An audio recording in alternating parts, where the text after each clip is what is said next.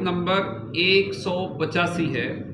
اللہ پاک کا فرمان ہے، شہر رمضان الذی انزل فیہ القرآن، رمضان کا مہینہ جس میں قرآن اترا، ھدی للناس وبینات من الہدی والفرقان، لوگوں کے لیے ہدایت اور رہنمائی اور فیصلہ کی روشن باتیں۔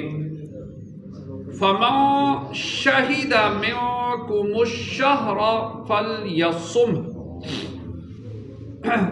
تو تم میں جو کوئی یہ مہینہ پائے ضرور اس کے روزے رکھے۔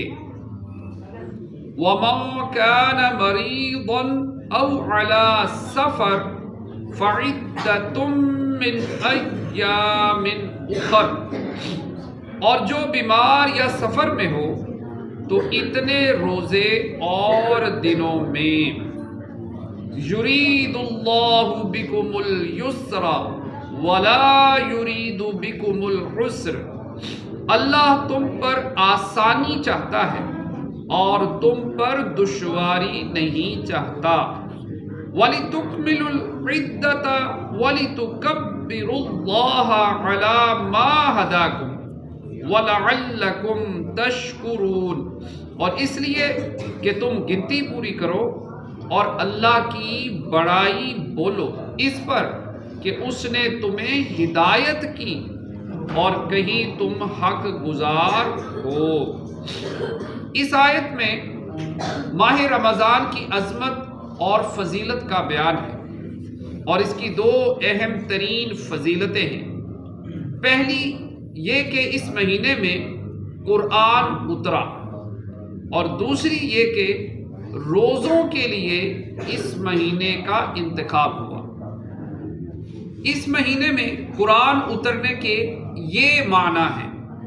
نمبر 1، رمضان وہ مہینہ ہے جس کی شان و شرافت کے بارے میں قرآن پاک نازل ہوا۔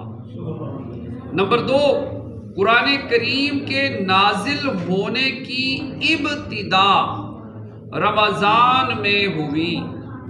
نمبر 3، مکمل قرآن کریم رمضان المبارک کی شب قدر میں لوح محفوظ سے آسمان دنیا کی طرف اتارا گیا اور بیت العزت میں رہا۔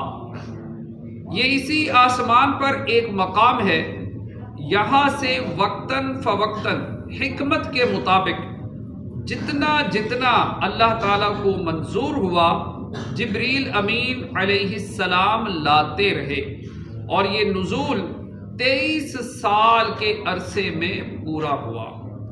رمضان وہ واحد مہینہ ہے کہ جس کا نام قرآن پاک میں آیا، اور قرآن مجید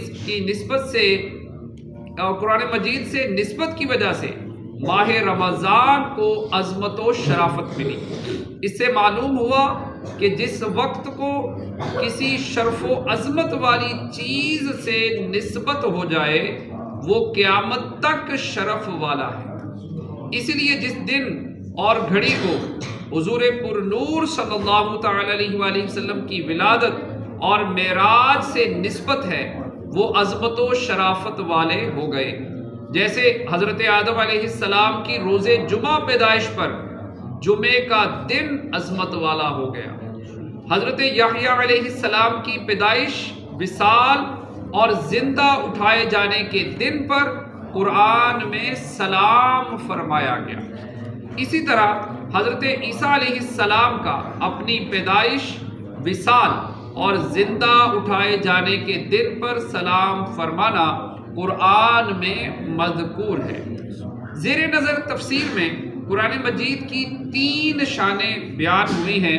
نمبر 1، قرآن ہدایت ہے۔ نمبر 2، روشن نشانیوں پر مشتمل ہے۔ نمبر 3، حق و باطل میں فرق کرنے والا ہے۔ قرآن شریف کے 23 نام ہیں، اور یہاں قرآن مجید کا دوسرا مشہور نام فرقان ذکر کیا گیا ہے۔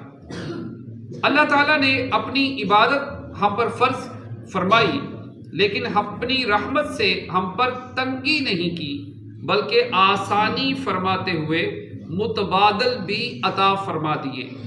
روزہ فرض کیا، لیکن رکھنے کی طاقت نہ ہو تو بعد میں رکھنے کی اجازت دے دی۔ بعض صورتوں میں فدیہ کی اجازت دے دی۔ کھڑے ہو کر نماز پڑھنے کی طاقت نہ ہو تو بیٹھ کر ورنہ لیٹ کر اشارے سے پڑھنے کی اجازت دے دی۔ 1 مہینہ روزے کا حکم فرمایا تو 11 مہینے دن میں کھانے کی اجازت دے دی، اور رمضان میں بھی راتوں کو کھانے کی اجازت دی، بلکہ سحری اور افطاری کے کھانے پر ثواب کا وعدہ فرمایا۔ گنتی کے چند جانوروں کا گوشت حرام قرار دیا تو ہزاروں جانوروں پرندوں کا گوشت حلال فرما دیا۔ کاروبار کے چند ایک طریقوں سے منع کیا تو ہزاروں طریقوں کی اجازت بھی عطا فرما دی۔ مرد کو ریشمی کپڑے سے منع کیا تو 20 قسم کے کپڑے پہننے کی اجازت دے دی۔ الغرض یوں غور کریں تو آیت کا معنی روز روشن کی طرح ظاہر ہو جاتا ہے کہ اللہ تعالی ہم پر آسانی چاہتا ہے اور وہ ہم پر تنگی نہیں چاہتا۔ گنتی پوری کرنے سے مراد رمضان کے 29 یا 30 دن پورے کرنے ہیں۔